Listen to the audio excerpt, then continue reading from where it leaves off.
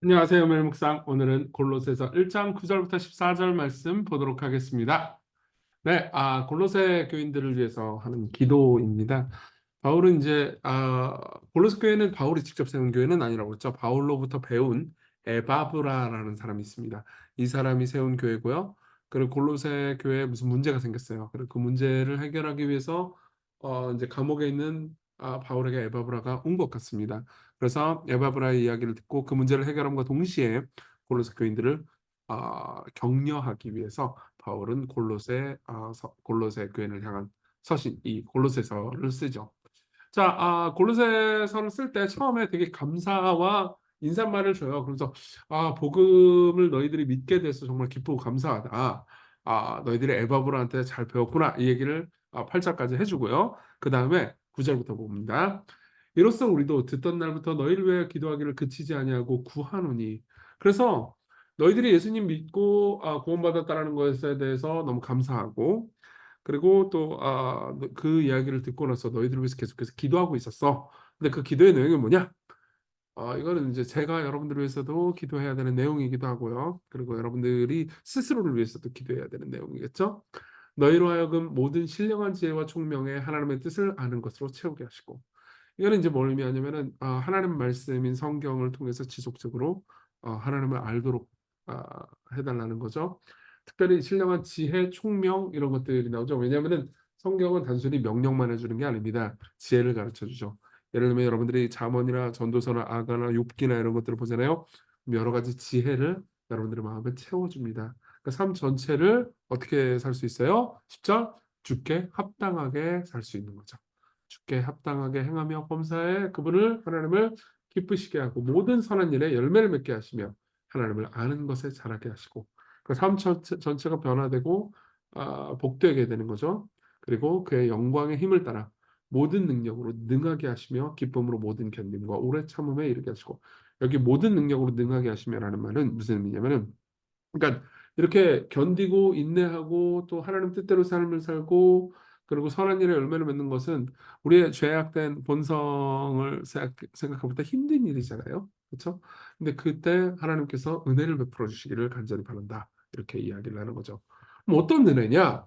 12절 우리로 하여금 빛 가운데서 성도의 기업의 부분을 얻게 합당하게 하신 아버지께 감사하게 하시기를 원합니다. 자, 보세요. 그러니까 우리에게 능력이 생기려면 어떻게 해야 돼요? 우리가 감사할 수 있어야 된다는 거죠. 예, 우리가 정말 하나님께 감사하고 하나님을 즐거워하게 되잖아요. 그러면은 우리는 이제 그 능력을 가지게 된다는 겁니다. 이게 무슨 의미인지는 조금 이따 적용할 때 더 자세히 얘기해 드릴게요. 어쨌든 감사하게 하시기를 원하는데 어떻게 우리가 감사할 수 있냐? 그가 우리를 흑암의 권세에서 건져내사 그 사랑의 아들의 날라로 옮기셨으니 그 아들 안에서 우리가 속량 곧 죄 사함을 얻었다. 이거에 감사. 하라는 거죠. 13절, 14절은 그리스도께서 우리를 위해서 하신 일, 즉 복음을 순수하게 우리에게 말해줍니다. 자, 이 내용 이제 간단하게 봤는데요. 적용을 좀 본문 더 깊이 보면서 할게요. 첫 번째, 감사를 위한 기도입니다. 보세요. 감사는 은혜를 베푼 대상을 향해서 선행과 사랑을 가능하게 합니다. 보면은 이제 제가 목회를 하면서 제일 음, 좋은 지점은 저는 이제 선물을 좀 많이 받는 편인 것 같습니다. 네, 자랑은 아니고요. 참 저도 이것도 감사한 거죠. 왜 선물을 받냐면은 그러니까 저는 주로 설교를 하는 입장이잖아요. 그렇죠? 그러다 보니까는 성도들이 설교를 듣고 설교는 이제 하나님 말씀이죠. 구체적으로는. 근데 하나님 말씀이 저를 통해서 들려지는 거잖아요. 그러다 보니까는 성도들이 은혜를 받아요. 그건 이제 하나님 말씀을 듣고 하나님께로부터 은혜를 받은 거죠. 그러면서 심지어 자신의 삶이 완전히 변했다고 말하는 사람들도 많았습니다. 그럼 항상 저한테 뭘 주고 싶어해요. 예. 그리고 저한테 와가지고 제가 뭘 시켜주기를 바래요. 예. 심지어 제가 교회를 위해서 목사를 위해서 좀 도울 거 없나요? 도울 거 있으면은 저한테 좀 알려주세요라고 이야기를 할 때가 많습니다. 생각해보면 저는 이제 좀 약간 봉이 김선달 같은 거죠. 뭐냐면 이게 뭐 설교는 뭐 이게 하나님 말씀이고 하나님께서 하시는 일인데 제가 덩달아 감사를 받는 걸 생각하면 이제 저는 정말 정말 이, 이 진짜 감사할 만한 일인데 근데 진짜로 보면은 그러니까 누군가한테 감사하잖아요. 그럼 그 사람을 위해서 뭘 하고 싶잖아요. 그렇죠? 예. 마찬가지인 것 같아요. 여러분들이 정말 하나님께 감사하게 되잖아요. 그러면은 정말로 하나님을 위해서 삶을 살아가게 되죠. 그러니까 바울은 이렇게 얘기하는 겁니다. 우리가 하나님께 감사할 만한 상황이 아니라고 얘기하는 게 아니에요. 우리는 늘 하나님께 감사해야 됩니다. 하나님께서 우리에게 모든 걸 주셨어요. 근데도 불구하고 우리가 감사를 별로 느끼지 않을 때가 많단 말이에요. 그러니까는 바울이 뭐라 그래요? 하나님 아버지께 우리가 감사하게 하시기를, 그 감사의 마음이 올라올 수 있도록 하나님께서 우리에게 베푸신 은혜를 계속해서 깨닫게 하도록 기도를 하는 거죠. 그래서 톰 라이트는 이렇게 얘기합니다. 감사는 이 편지 전체의 핵심 주제다.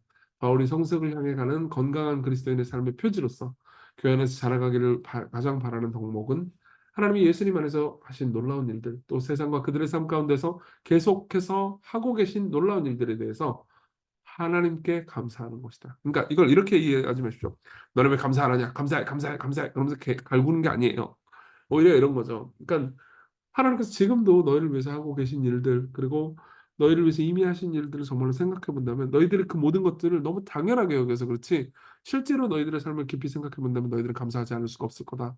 그리고 그러한 감사가 솟구쳐 올라와서 실제로 너희들의 삶을 아름답게 변해가게 되기를 우리는 계속해서 기도하고 있단다. 이렇게 이야기를 하는 거죠. 저도 여러분들을 위해서 그렇게 기도하겠습니다. 두 번째입니다. 감사를 위한 능력이죠.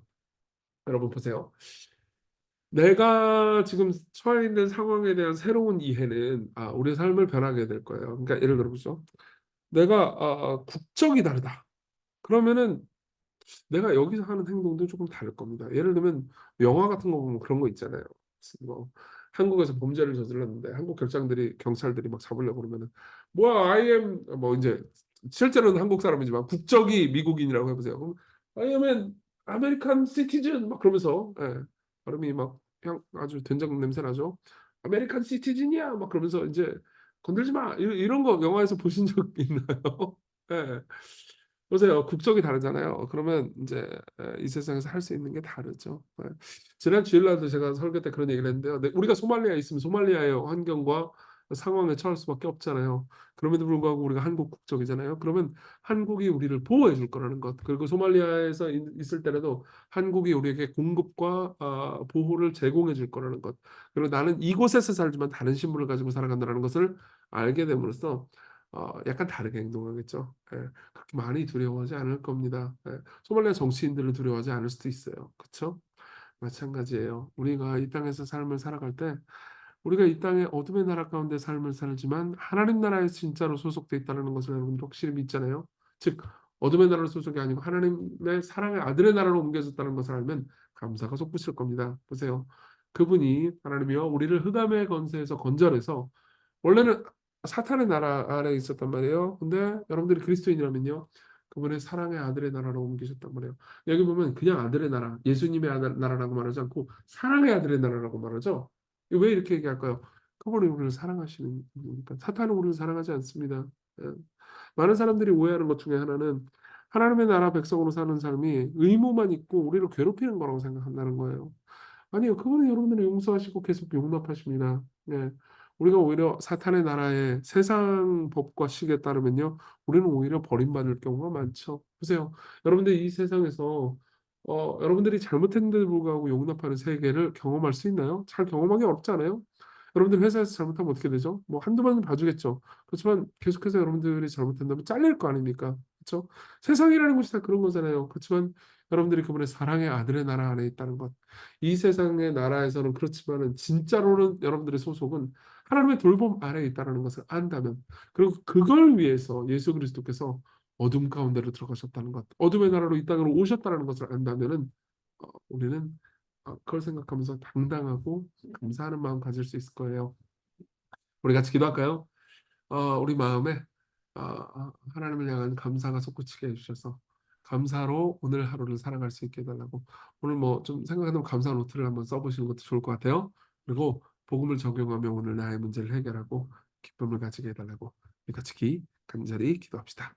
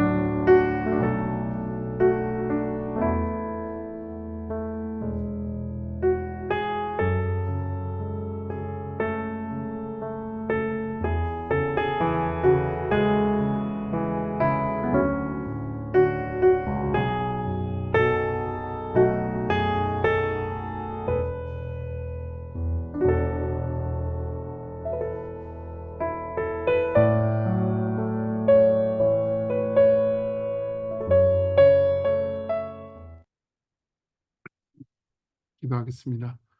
은혜로우신 주님, 우리가 마음에 당신을 향한 감사가 솟아오르게 해주세요. 또 당신을 향한 사랑 때문에 오늘 하루를 기쁨으로 살게 해주세요. 어, 우리가 궁극적으로 새 나라, 하나님 나라에 살고 있다는 것을, 이 땅 나라에 사는 거류민에 불과하다는 것을 기억하게 해주세요. 예수님 이름으로 기도했습니다. 아멘. 네, 하나님의 은혜 안에서 오늘 기쁜 하루 되세요.